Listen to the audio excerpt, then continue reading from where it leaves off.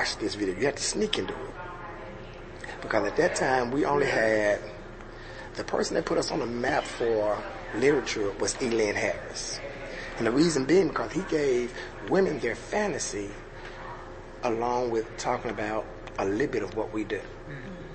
So he came into mainstream. Elin came into mainstream. Elin Harris came into mainstream with the books and all that stuff.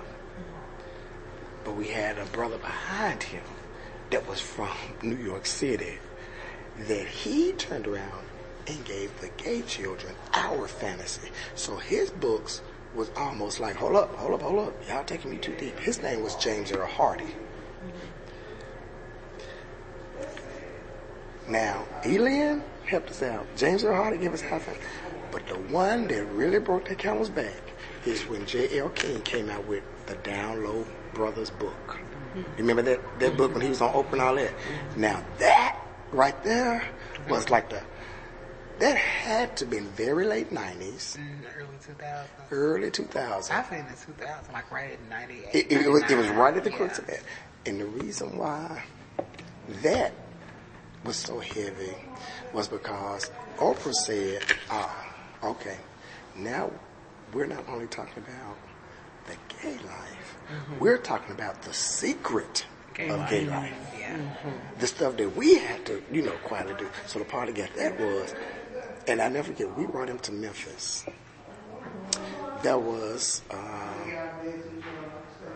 price of his life when we brought him in. That was a price of his life when he was on Oprah. Because there was people that they wanted to kill J.L. King.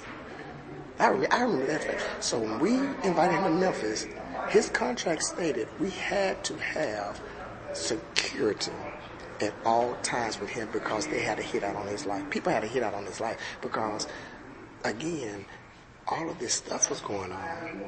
And it was a secret, but at the same time, it was like, okay, we're going to expose what's going on because couldn't nobody put their hands on what's going on with this epidemic, this HIV epidemic. Why we can't put a hand on it? But it's affecting everything. So when J.L. King said, look, that's because we as brothers like what we like. It really ain't got a whole lot to do with sexuality, but we like what we like, but you all ostracize us for being who we are. And when he meant you all, that meant the world. That meant the village and everything. So it was a slap. So naturally, oh yeah, we got to get rid of this right here. You know what I'm saying? That's how the world felt. So with that coming up, that's early 2000, but we're still going through, we have nobody that we can go and talk to that we really trust. Now you got your agencies, you got your institutions that want to say, well, come on in, we can talk, but they put something on it called support groups, which made me feel that something was wrong with me and I need to be fixed. Now, you already said something wrong with me.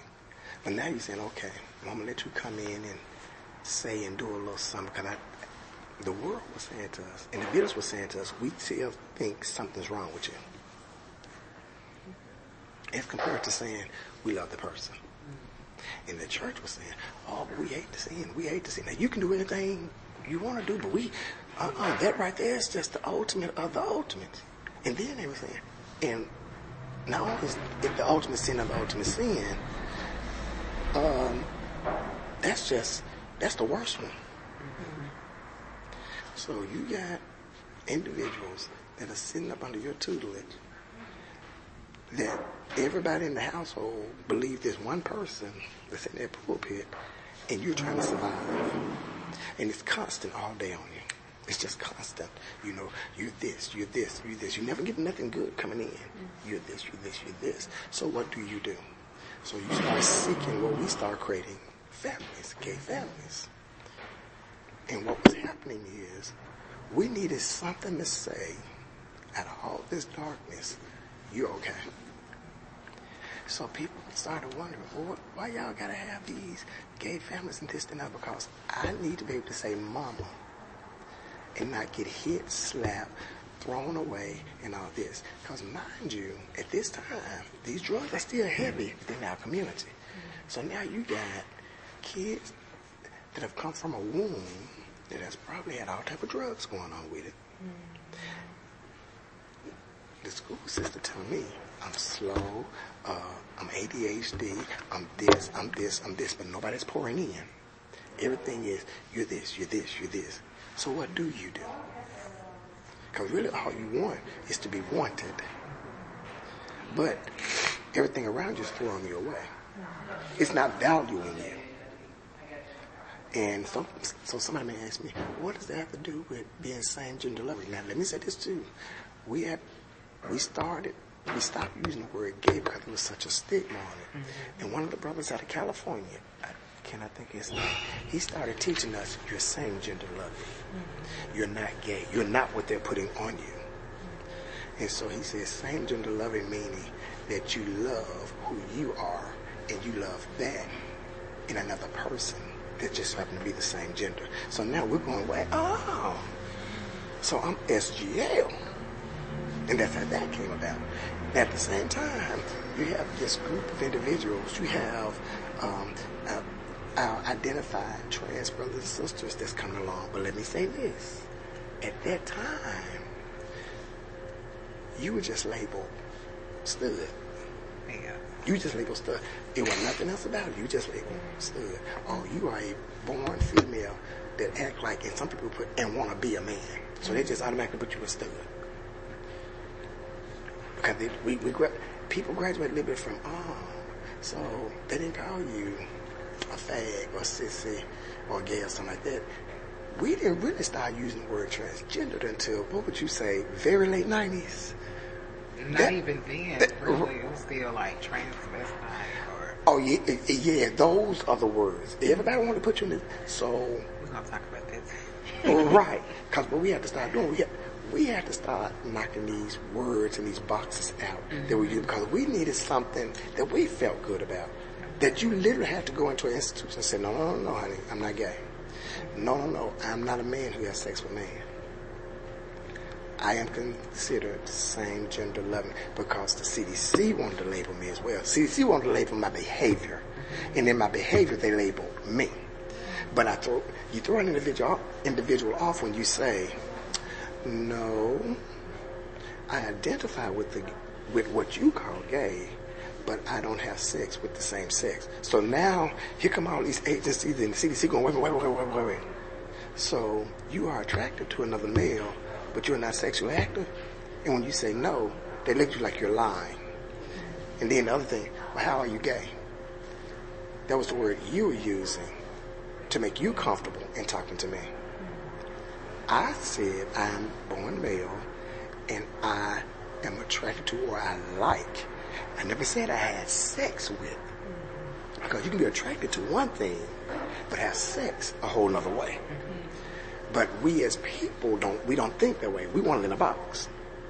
So with that being said, so when we as a village, you hear me say the word village a lot, I don't say subculture, I say a village because we all living together.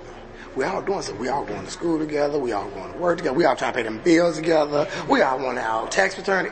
All that and the thing about, I guess, our village and community, we tend to celebrate. But we still, somebody in that celebration always, but you know, so-and-so and so-and-so. As compared to, wait. Why we just can't celebrate? RuPaul said the same thing.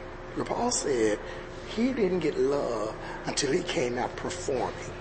He said when he put that on and performed, that's when his family was like, oh, so that's your talent. And yeah, because they saw he was happy. He was happy with what he was doing. And he was being a character. Now, here's the thing about our race of people. We'll accept a character quicker than we will accept you and the soul. That's not fair. So what you're saying is, for example, Richard Pryor, as long as you high and making me laugh, you all right. But as soon as you come back to reality, I got a problem with you. You're a drug addict. But as long as you're on that stage making us laugh, oh, you Richard Pryor.